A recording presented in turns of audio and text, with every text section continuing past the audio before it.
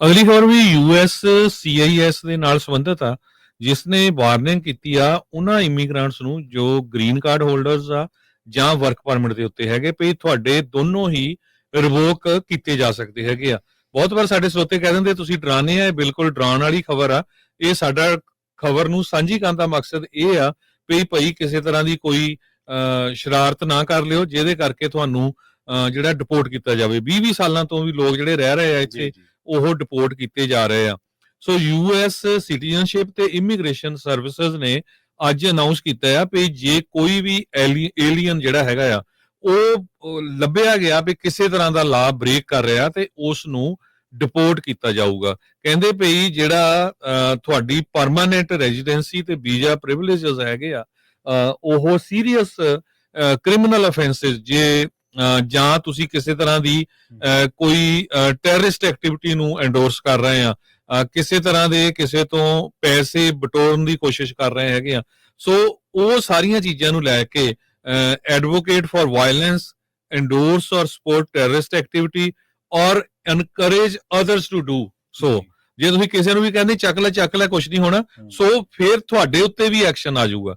ਸੋ ਉਹਦੇ ਮੁਤਾਬਕ ਕਹਿੰਦੇ ਵੀ ਸਾਡੇ ਜਿਹੜੇ ਲਾ ਹੈਗੇ ਆ ਉਹ ਇੱਥੇ ਅਸੀਂ ਚਾਹੁੰਦੇ ਆ ਵੀ ਉਹਨਾਂ ਨੂੰ ਰਿਸਪੈਕਟ ਕੀਤਾ ਜਾਵੇ। ਯੂਐਸ ਸੀਆਈਐਸ ਨੇ ਸਟੇਟਮੈਂਟ ਜਾਰੀ ਕੀਤੀ ਆ ਵੀ ਕਿਸੇ ਨੂੰ ਵੀਜ਼ਾ ਜਾਂ ਗ੍ਰੀਨ ਕਾਰਡ ਉਹਨਾਂ ਦਾ ਪ੍ਰਿਵਿਲੇਜ ਨਹੀਂ ਹੈਗੀ, ਉਹਨਾਂ ਦਾ ਹੱਕ ਨਹੀਂ ਹੈਗਾ। ਸਾਡੀ ਮਰਜ਼ੀ ਆ ਅਸੀਂ ਉਹਨਾਂ ਨੂੰ ਦਈਏ ਜਾਂ ਨਾ ਦਈਏ। ਅਮਰੀਕਾ ਦੇ ਵਿੱਚ ਤੁਸੀਂ ਆ ਰਹੇ ਆ, ਵੀਜ਼ਾ ਤੇ ਗ੍ਰੀਨ ਕਾਰਡ ਲੈ ਰਹੇ ਹੈਗੇ ਆ ਤੇ ਸਾਡੇ ਲਾਜ਼ ਤੇ ਸਾਡੇ ਵੈਲਿਊਜ਼ ਨੂੰ ਰਿਸਪੈਕਟ ਕਰਨਾ ਪਊਗਾ। ਤੇ ਜੇ ਤੁਸੀਂ ਇਦਾਂ ਦੀ ਐਕਟੀਵਿਟੀ ਦੇ ਵਿੱਚ ਇਨਵੋਲਵ ਹੋਏ ਤੇ ਤੁਹਾਨੂੰ ਜਿਹੜਾ ਆ ਡਿਪੋਰਟ ਕੀਤਾ ਜਾਊਗਾ। ਇਹ ਜਿਹੜਾ ਬੰਦਾ ਪਰਮਾਨੈਂਟ ਰੈਜ਼ੀਡੈਂਟ ਆ ਜਾਂ ਗ੍ਰੀਨ ਕਾਰਡ ਹੋਲਡਰ ਆ ਉਹ ਉਸ ਨੂੰ ਅਮਰੀਕਾ ਦੇ ਵਿੱਚ ਕੰਮ ਕਰਨ ਦੇ ਲਈ, ਰਹਿਣ ਦੇ ਲਈ ਜਿਹੜਾ ਆਥੋਰਾਈਜੇਸ਼ਨ ਦਿੱਤੀ ਜਾਂਦੀ ਹੈਗੀ ਆ ਪਰਮਾਨੈਂਟ ਬੇਸਿਸ ਦੇ ਉੱਤੇ। ਇਹ ਹੋਮਲੈਂਡ ਸਿਕਿਉਰਿਟੀ ਵੱਲੋਂ ਦੱਸਿਆ ਗਿਆ ਆ। ਬਹੁਤ ਸਾਰੇ ਜਿਹੜੇ ਵੇਜ਼ ਹੈਗੇ ਆ ਜਿਸ ਹਿਸਾਬ ਦੇ ਨਾਲ ਤੁਸੀਂ ਪਰਮਾਨੈਂਟ ਰੈਜ਼ੀਡੈਂਟ ਬਣ ਸਕਦੇ ਹੈਗੇ ਆ।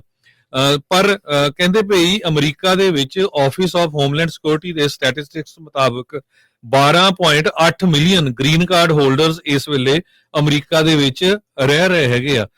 ਜੋ ਲੇਟੈਸਟ ਅਪਡੇਟਸ ਆਈਆਂ ਯੂਐਸਸੀਆਈਐਸ ਵੱਲੋਂ ਕਹਿੰਦੇ ਭਈ ਮੇਜਰ ਕ੍ਰੈਕਡਾਊਨ ਇਸ ਵੇਲੇ ਚੱਲ ਰਿਹਾ ਇਲੀਗਲ ਇਮੀਗ੍ਰੈਂਟਸ ਦੇ ਉੱਤੇ ਤੇ ਈਵਨ ਲੀਗਲ ਇਮੀਗ੍ਰੈਂਟਸ ਜੋ ਕਿਸੇ ਨਾ ਕਿਸੇ ਤਰ੍ਹਾਂ ਦੀ ਐਕਟੀਵਿਟੀ ਦੇ ਵਿੱਚ ਇਨਵੋਲਵ ਹੋਊਗੇ, ਕਿਉਂਕਿ $150 ਬਿਲੀਅਨ ਜੋ ਨਵਾਂ ਬਿੱਲ ਆ ਰਿਹਾ ਉਹਦੇ ਵਿੱਚ ਪ੍ਰੈਜ਼ੀਡੈਂਟ ਡੋਨਲਡ ਟਰੰਪ ਹੁਣੀ ਇੰਜੈਕਟ ਕਰਨ ਜਾ ਰਹੇ ਆ ਮਾਸ ਡਿਪੋਰਟੇਸ਼ਨ ਦੇ ਲਈ ਆਉਣ ਵਾਲੇ 4 ਸਾਲਾਂ ਦੇ ਵਿੱਚ। ਸੋ ਐਟ ਪ੍ਰੈਜ਼ੈਂਟ ਜਿਹੜਾ ਆ $10 ਬਿਲੀਅਨ ਐਲੋਕੇਟ ਕੀਤਾ ਗਿਆ ਆ ਇਮੀਗ੍ਰੇਸ਼ਨ ਤੇ ਕਸਟਮ ਐਨਫੋਰਸਮੈਂਟ ਨੂੰ। ਤੇ ਪਰ ਜਦੋਂ ਉਹਨਾਂ ਨੂੰ ਹੋਰ ਜਿੱਦਾਂ ਪੈਸੇ $150 ਬਿਲੀਅਨ ਮਿਲੂਗਾ ਤੇ ਤੁਸੀਂ ਦੇਖੋ ਵੀ ਉਹਨਾਂ ਦੇ ਐਕਸ਼ਨ ਕਿੰਨੇ ਜ਼ਿਆਦਾ ਤੇਜ਼ ਹੋਣਗੇ।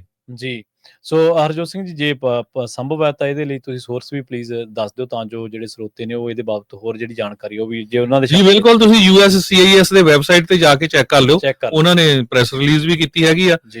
ਤੇ ਅਸੀਂ ਵਾਰ-ਵਾਰ ਹਰ ਰੋਜ਼ ਕੋਈ ਨਾ ਕੋਈ ਖਬਰ ਸਾਂਝੀ ਕਰਦੇ ਰਹਿੰਦੇ ਆ ਕਿ ਕਿਸ ਤਰ੍ਹਾਂ ਜਿਹੜੇ ਬੰਦੇ ਤਾਂ ਕਈ ਜਗ੍ਹਾ ਤੇ ਸਿਟੀਜ਼ਨ ਵੀ ਰਿਪੋਰਟ ਕਰ ਦਿੱਤੇ। ਸੋ ਧਿਆਨ ਰੱਖੋ, ਕਿਸੇ ਤਰ੍ਹਾਂ ਦੀ ਵੀ ਕੋਈ ਸ਼ਰਾਰਤ ਨਾ ਕਰੋ, ਕਿਸੇ ਤਰ੍ਹਾਂ ਦੀ ਕ੍ਰਿਮੀਨਲ ਐਕਟੀਵਿਟੀ ਨਾ ਕਰੋ, ਕਿਸੇ ਤਰ੍ਹਾਂ ਦੇ ਐਕਸਟੋਰਸ਼ਨ, ਕਿਸੇ ਨੂੰ ਡਰਾਉਣ ਧਮਕਾਉਣ ਦੇ ਵਿੱਚ, ਕੋਈ ਵੀ ਗਲਤ ਕੰਮ ਦੇ ਵਿੱਚ ਇਨਵੋਲਵ ਨਾ ਹੋ। ਖਾਸ ਕਰਕੇ ਜੇ ਤੁਸੀਂ ਗ੍ਰੀਨ ਕਾਰਡ ਹੋਲਡਰ ਆ ਜਾਂ ਤੁਸੀਂ ਪੋਲੀਟੀਕਲ ਅਸਾਈਲਮ ਤੇ ਆ ਜਾਂ ਕਿਸੇ ਤਰ੍ਹਾਂ ਦਾ ਵੀ H1 ਵੀਜ਼ਾ ਆ, ਕਿਸੇ ਤਰ੍ਹਾਂ ਦਾ ਵੀ ਵੀਜ਼ਾ ਆ, ਇਹਦਾ ਮਤਲਬ ਇਹ ਨਹੀਂ ਵੀ ਸਿਟੀਜ਼ਨ ਜੋ ਮਰਜ਼ੀ ਕਰ ਸਕਦੇ ਆ, ਪਰ ਜੋ ਸਿਟੀਜ਼ਨ ਦੇ ਰਾਈਟਸ ਕਾਫੀ ਜ਼ਿਆਦਾ ਆ ਪਰ ਇਮੀਗ੍ਰੈਂਟਸ ਦੇ ਰਾਈਟ ਕੁਛ ਨਹੀਂ ਹੈਗੇ। ਇਹ ਬਿਲਕੁਲ ਕਲੀਅਰ ਹੋ ਚੁੱਕਾ ਹੈਗਾ। ਜੀ ਬਿਲਕੁਲ। ਸੋ ਮੰਤਵ ਜਿਹੜਾ ਉਹ ਤੁਹਾਡੇ ਨਾਲ ਜਾਣਕਾਰੀਆਂ ਸਾਂਝੀਆਂ ਕਰਨ ਦਾ USCIS ਦੀ ਜਿਹੜੀ ਮਾਫ ਕਰਨਾ USCIS ਦੀ ਜਿਹੜੀ ਵੈਬਸਾਈਟ ਆ ਉਹਦੇ ਤੇ ਜਾ ਕੇ ਤੁਸੀਂ ਵਿਜ਼ਿਟ ਕਰਕੇ ਜਿਹੜੀ ਗੱਲ ਆ ਇਹਨੂੰ ਸ਼ੋਰ ਕਰ ਸਕਦੇ ਹੋ। ਸੋ ਚੱਕਦੇ ਵਾਲਾ ਜਿਹੜਾ ਕੰਮ ਆ ਉਹ ਵੀ ਬੰਦ ਕਰ ਦਿਓ ਇਹ, ਕਿਉਂਕਿ ਦੂਜੇ 'ਚ ਘੱਟ ਹੋ ਸਕਦਾ ਪਰ ਕਈ ਵਾਰੀ ਆਪਾਂ ਦੇਖਦੇ ਹਾਂ ਵੀ ਆਪਾਂ ਕਹਿਣਾ ਚੱਲ ਕੋਈ ਨਹੀਂ ਨੁਕਸਾਨ ਹੋਊਗਾ ਤਾਂ ਉਹਦਾ ਹੋਊਗਾ। ਸੋ ਇਹ ਜਿਹੜਾ ਆਪਾਂ ਨੂੰ ਇਹਦੇ ਬਾਰੇ ਵਿਚਾਰਨਾ ਪੈਣਾ।